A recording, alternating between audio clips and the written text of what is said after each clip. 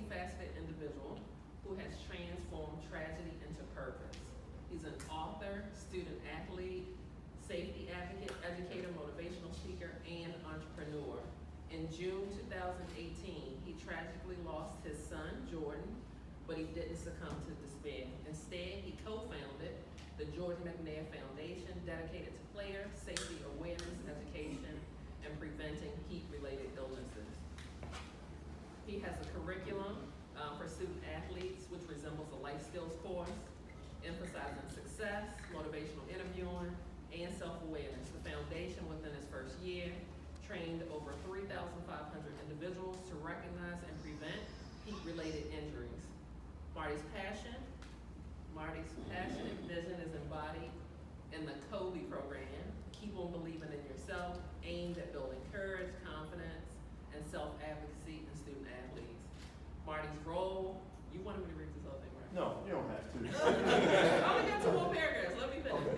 Marty's role as a legislative liaison led to the successful passage of 4 bills in Maryland and the donation of over 350 cold water tubs nationwide in Jordan's name.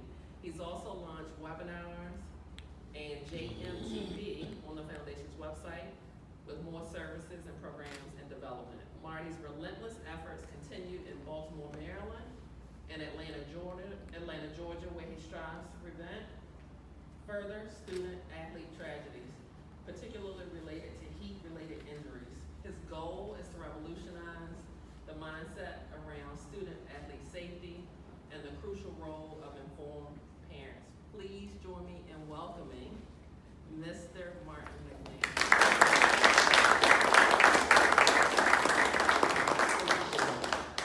Good morning. Thank you. Show of hands, how many of us in here are medical professionals? What are you, my man? Physical therapy. Physical therapist. But let me tell you, every parent in America in youth sports thinks you are, especially if you're a coach. Same way I thought coach was the medical professional on the field, and obviously here we are. As of yesterday was the day that Jordan passed, so it's been 7 years. And I look back at the receipts, as the young people say, at all the work that we've done. Sometimes I'm amazed at literally, everything that we've done, the impact that we've made. All I know is that June 13th, I got a call from the doctor, and he said, Mr. McNair, Jordan became brain dead June 12th. And he said, Mr. McNair, obviously there's nothing else we can do. You need to call your family and come to the hospital. And obviously we disconnected Jordan from all life support systems at that point. But at that particular time, I didn't have anything. I didn't know anything about a heat-related injury. All I know was that Memorial Day of 2018, I was in Cuba that Memorial Day weekend, got back, sitting in my mom's kitchen, showing her some pictures from the trip, and got a phone call from University of Maryland campus police. They said, obviously, Mr. McNair, there's been an incident on the field, Jordan had a seizure. And that's all I remember. I was out the door at that point.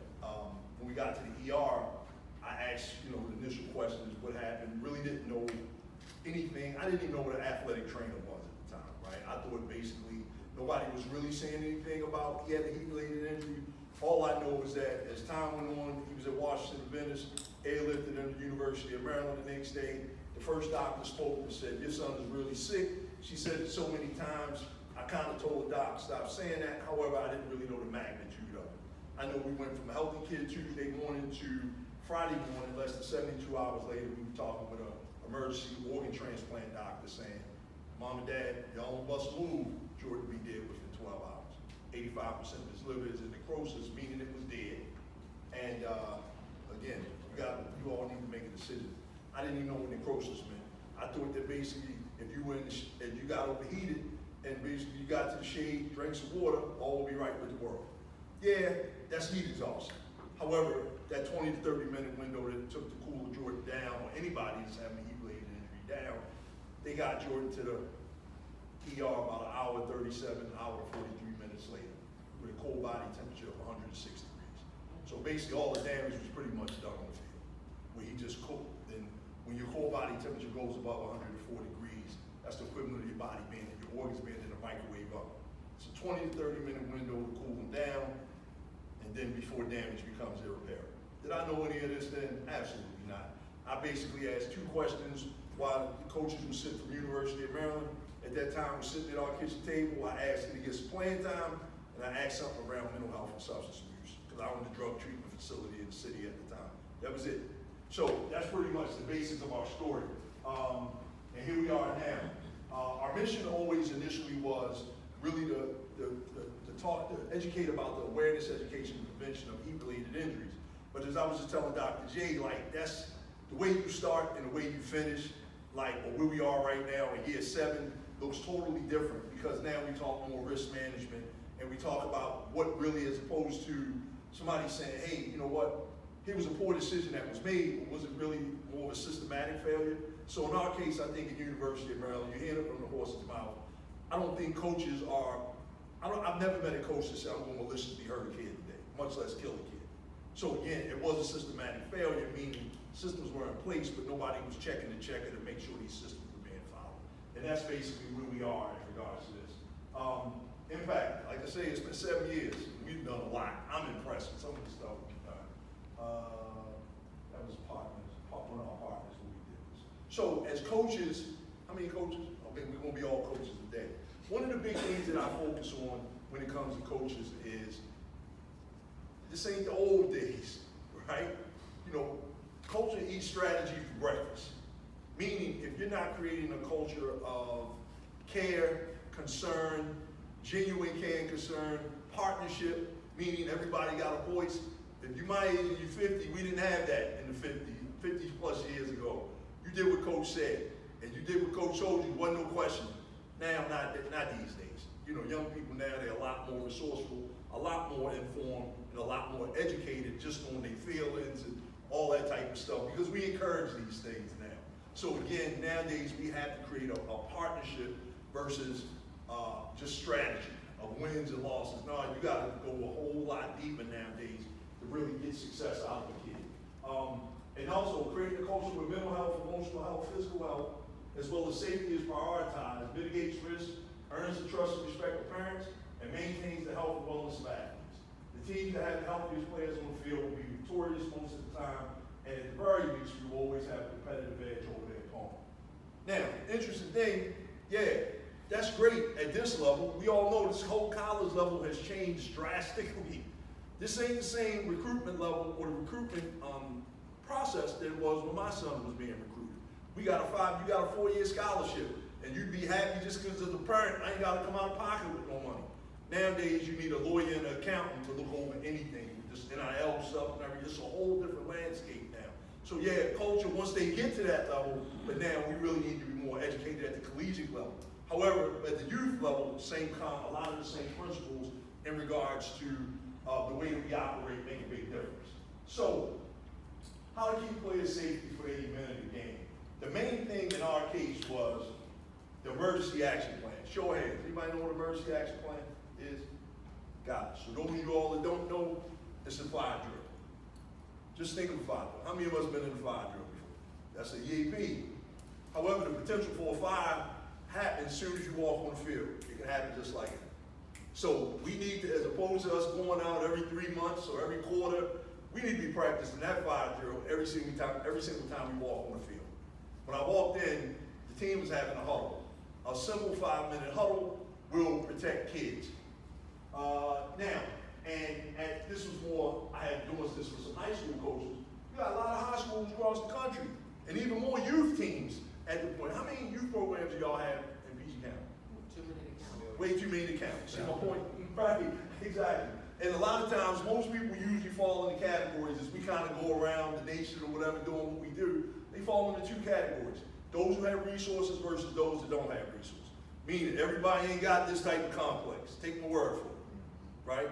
Everybody, I've been some places where, unfortunately, they may just be on a sand lot or the grass may be patches of crabgrass, but it's just communities where folks had the right intentions. Unfortunately, they're just resourceless in a sense. And that's basically what it boils down to. The big difference between people with resources and people without resources is trainings. Unfortunately, a lot of times, this is where, as a village, we all gotta be educated on these things. And I'll keep referring to coaches Parents think you all are medical professionals. I was at Maryland the other day with Coach Locks at his clinic. About 70 parents in the audience. We do this parent education session. And when you ask that question, you know, how many coaches in the room, right? Might be 3 out of 70. Any of y'all ever been to medical school? No, right? But again, parents have to see what it looks like in a sense for this. So I'm giving you both angles of it, or both perspectives of it today. And the main thing that we have to have most of the time is back to resources. I'm a big advocate of athletic trainers. Same way you got a referee, rest assured you can hire a per diem athletic trainer as well. Take my word for it. They are much cheaper to grab than they are. Every time we do our clinic, I had my parent session, I have these pictures of these 3 athletic trainers. So we all standing together, a bunch of older guys, gray beards, bald heads. And I said, no, this ain't the bald head crew. This is me looking at these guys saying, golly. And they just over there chilling, legs crossed. And I'm over here like, man, I'm paying these dudes all this money for this 4-hour clinic. But guess what? I'd rather pay that little bit of money than not have them. I'd rather have them and not need them than vice versa. That's my security team right there in regards to safety. So always kind of remember that when it comes to athletic trainers. And most importantly, have an innovative mindset. I'm gonna tell y'all, what happened for me was I started asking myself a ton of questions. When Jordan was in the hospital, I would walk down that long hallway, literally probably from the door back here, and it felt like it was twice that length. But that's what I had to walk down that hallway every day to get to the ICU elevator, right? And I kept asking myself, what did I miss? I missed something. Didn't I not ask the right questions? You know, and I had all these range of emotions. I felt impotent. I felt angry. I felt defenseless. I just felt like squat because here was my son fighting for his life, and there was nothing I could do. So I kept asking myself, and most importantly, I kept saying, if I don't know these things, how many other parents in America don't know these things? I didn't know any statistics. I didn't know Jordan was the 31st player that had died at the NCAA level from a heat-related injury. In 18 years, he fell into predictable statistics. Predictable statistics meaning you were going to lose 2 or 3 every year. So I was asking myself all these questions, and I kept saying, wow, if I don't know these things, how many? But then I start looking back at the youth level, I'm saying, wow, every clinic, combine, camp that I ever took them to, all I ever did was sit in the stands as a passive observer. Not knowing, I just assumed, as most parents do. If something happened, at first you don't think something's going to happen, but if something happened, they got it. Not saying I didn't see anything at the Nike camp, right? Not saying I didn't see any safety equipment at the Army All-American game. Not saying I didn't see any safety equipment at the Under Armour game. Not saying I didn't, but nobody ever educated us about these things. So that's really where our whole concept really came from in a bit of a mindset. Nobody thinks like that. So us being the professionals on the field that we are, we always had to think that way. So what's emergency action plan for coaches? An emergency action plan, an EAP outlines the information necessary to respond to an emergency and assigns roles and responsibilities to ensure the applicant receives medical attention in the most efficient manner. All right, so most of the time, this is the basics of an EAP. How close is the nearest hospital? Police station, right? Who's going to conduct crowd control? Will the ambulance, who's going to ride the ambulance with the injured athlete if no parent is available? Who will ensure the access point to the field accessible and guide EMS to the field from the street? Who will ensure the first aid equipment is on the field, ice towels, cold water tubs, or AED machine? And who will contact the parent of an injured athlete? Does it go in that particular order? No. The way it's going to go is who will call 911, right? Who's going to handle crowd control? Who's going to make sure this kid is okay? Who's going to call the parent? Who's going to, once EMS is called, who's going to go to the access point, to the field, to let them in? Because, you know, a lot of times in certain urban communities, there's always somebody got their car parked in front of the gate on the track. Every single time, right? So again, and then after you call the parent, if the parent's not available, somebody gonna ride to the hospital with this child? Because if any of us got kids, we gonna crash out if somebody sent our kid to the hospital by themselves and the game keeps going. So again, these are the things that we consistently, who's gonna take care of the safety equipment? So again, if you all have, those of you all that have teams or coaches, use your parents, use your team moms, use your volunteers for these types of things. And not only have one team in place, have a backup team in place. If somebody's not there, we all need to do these things. But a 5-minute meeting or huddle before every game and practice always makes a big difference. Because I'm gonna tell you what's gonna happen. I work with an organization in Baltimore, and team from out of town, right in the heart of Baltimore City, and kid went down, broke his fibula. That's his leg, right? Fibula. Femur bone. He's on the ground screaming bloody murder. And this was an organization that I went over this training with. Everybody froze. I don't know why I even hung around that day. I don't know what I did the evening before. I just was tired.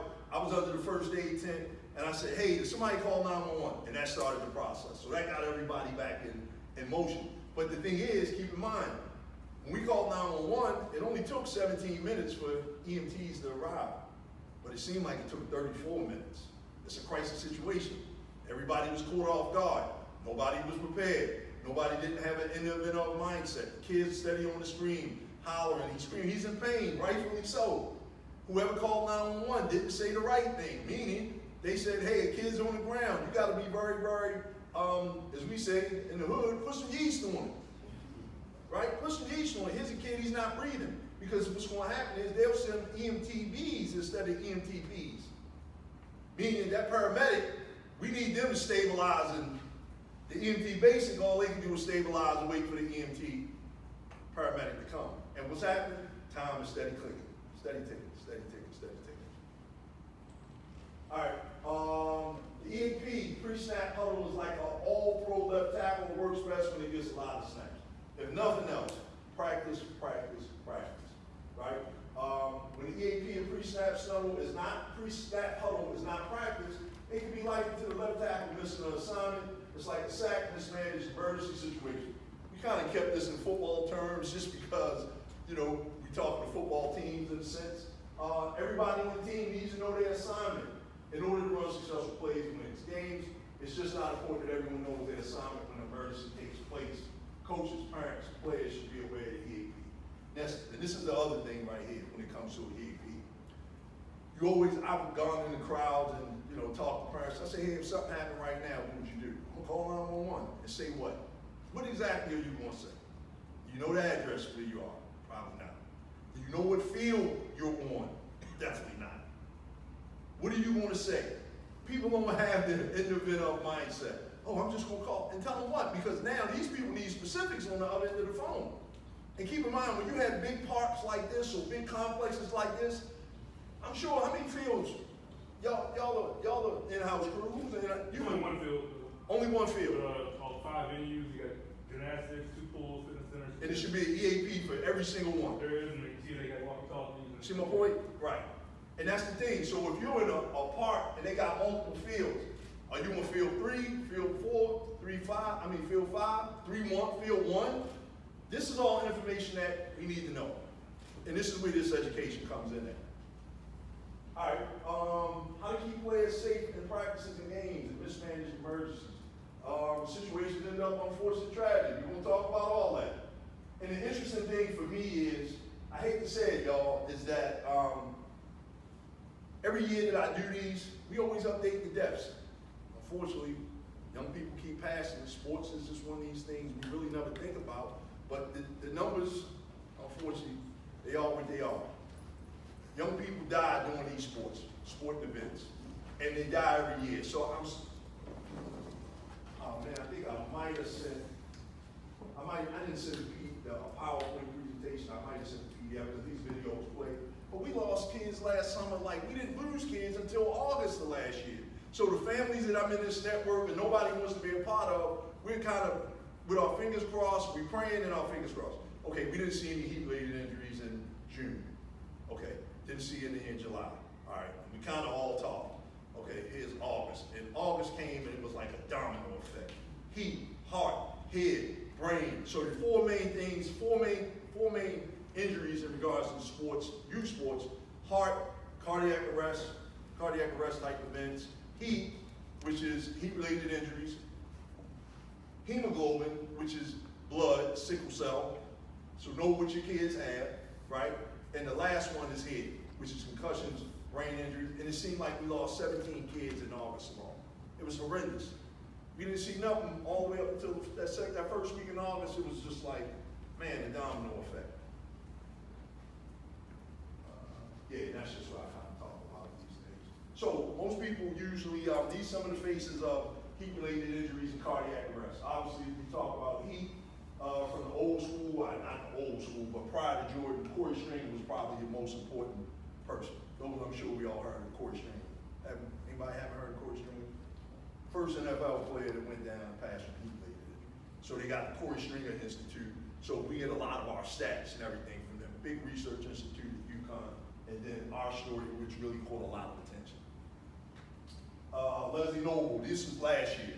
Leslie Noble, Owens Mills, Maryland, had a heat stroke. They say it was cardiac arrest. He was kind of a big guy, but it really came out in the autopsy as heat. I went to his funeral. Chance Gainer, cardiac arrest.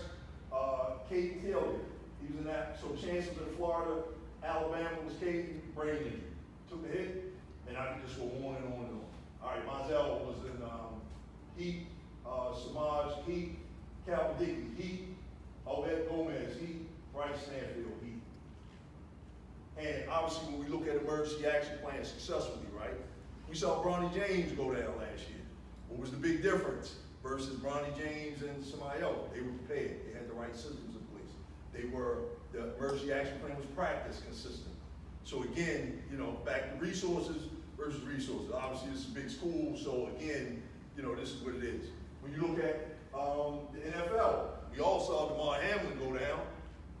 We all saw DeMar Hamlin. Anybody not see it? Let me raise your hand if you did see it. Got it. We all saw that. What did that look like? That showed what a successful emergency action plan looks like. Yeah, is this the NFL where they can kind of sit here and they got doctors at the field, they got athletic training, waiting on something to happen. So they already had that in the event of mindset. So as soon as it happened, bam, it got right to him. Were they going to save his life?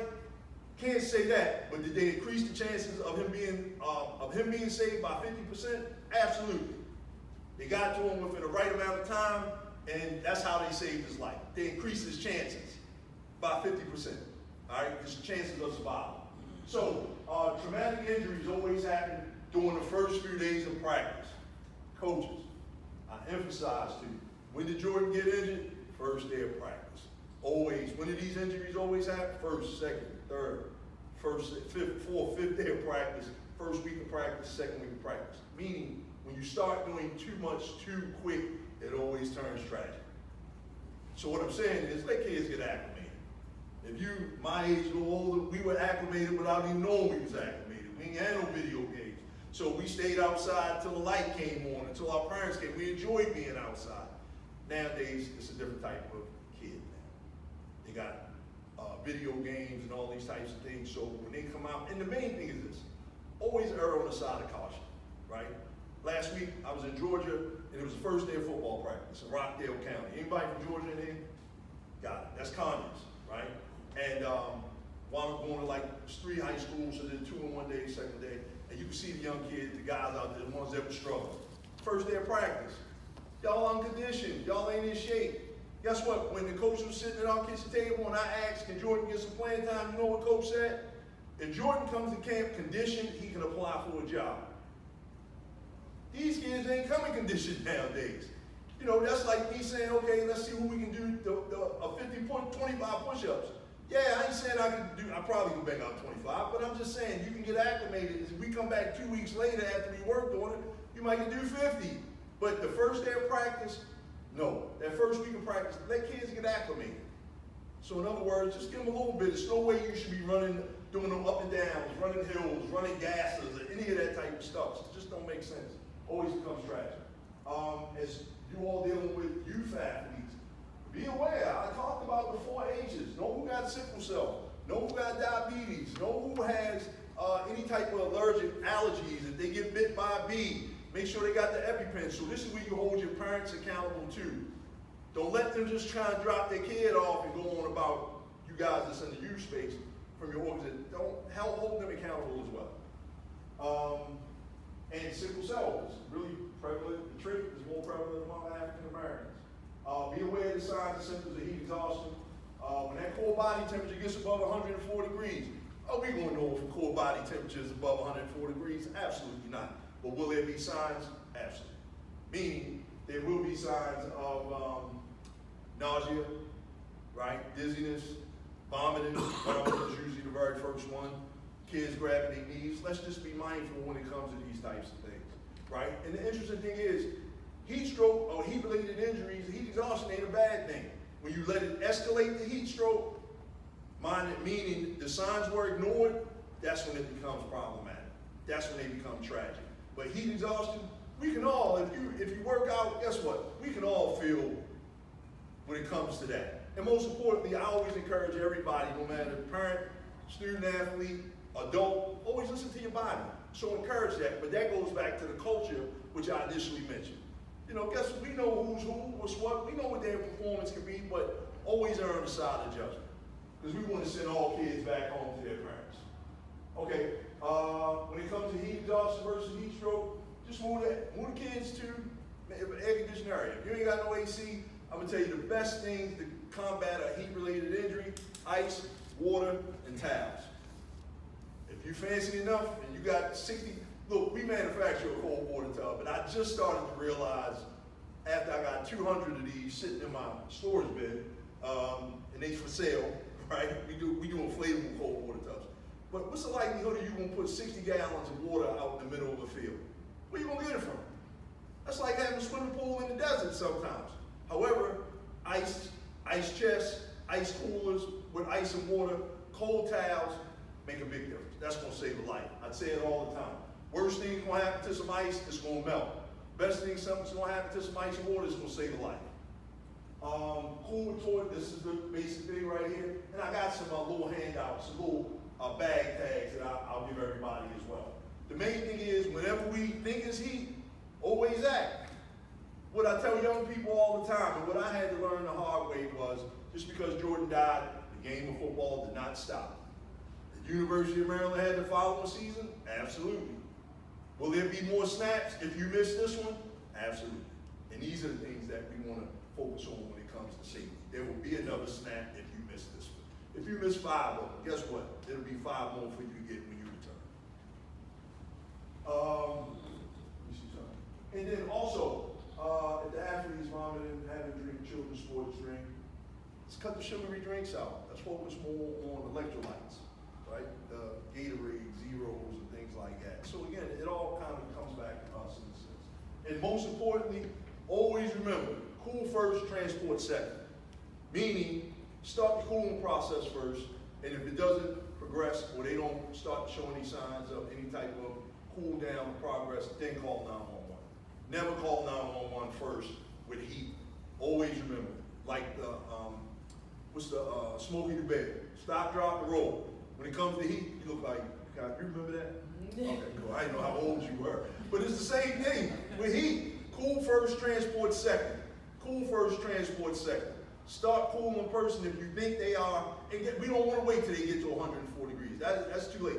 If they start showing those signs, just get right on top of it then. All right, and player safety. As the saying goes, the best offense is a good defense. In terms of player safety, knowledge is your best defense. Knowing the signs, symptoms, and treatment modalities for injuries will always prepare you to win when they happen. Display speed, accuracy, quickness, and discipline. That was a kicker reference, right? But as we all know, all players should, on special teams, play an important role. Oh, special teams, okay. When we think of player safety, coaches, staff, players need to be in sync. Like a great special teams unit, they need to be on the same page in the playbook when it comes to knowing the signs and symptoms of heat-related injuries, sudden cardiac arrest, and concussions. If you ain't a medical professional, don't try to be one. If you think it's a challenge, the kid got their bell, it's always good to err on the side of caution. Ensuring that everyone knows what to do in the event of emergency. Making sure all safety equipment is within 2 to 3 minutes reach. In the use space, you don't really use wet ball glow thermometers, but AEDs, cold water tubs, ice towels, and waters.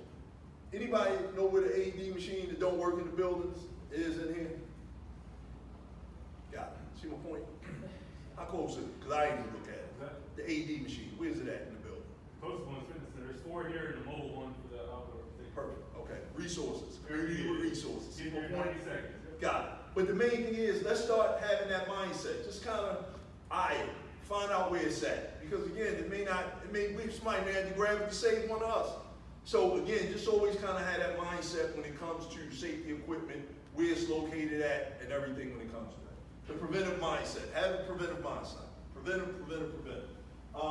Any allergies, for coaches in the room, always make sure you know what's going on with your kids or your team mom. Nowadays, we're in a space where most sports physicals are only 10 minutes. They in and out. A lot of them are not comprehensive now, so please hold your parents accountable when it comes to that. Who will ride with the injured athlete? We already know that's part of the emergency action plan. And always practice the emergency action plan before every practice and every game. I guarantee you, 5 minutes of saying, you're going to do this, you're going to do this, you're going to do this, you're going to do this, you're going to do this, and I'm going to do this. I guarantee you, that's planted in our minds. So in the event of something happens, everybody should go into action. Takeaways. Coach, eat strategy for breakfast. Creates a safe space for your student athletes. Give your student athletes a voice of advocacy. Remember, players today are much smarter, educated, and opinionated. Learn to hear your athletes. Don't squash their voice. Culture is built on giving your student athletes a voice that may not get their way, but partnership is key to success. We ain't gonna give them the opportunity. Just because they say something, we may not give them to them, but get in the habit of being mindful of just listening in a sense. Help your student athletes who are healthy mentally, emotionally, and physically win games. Culture eat strategy for breakfast creates a safe space for your student athletes. Thank you. Any questions?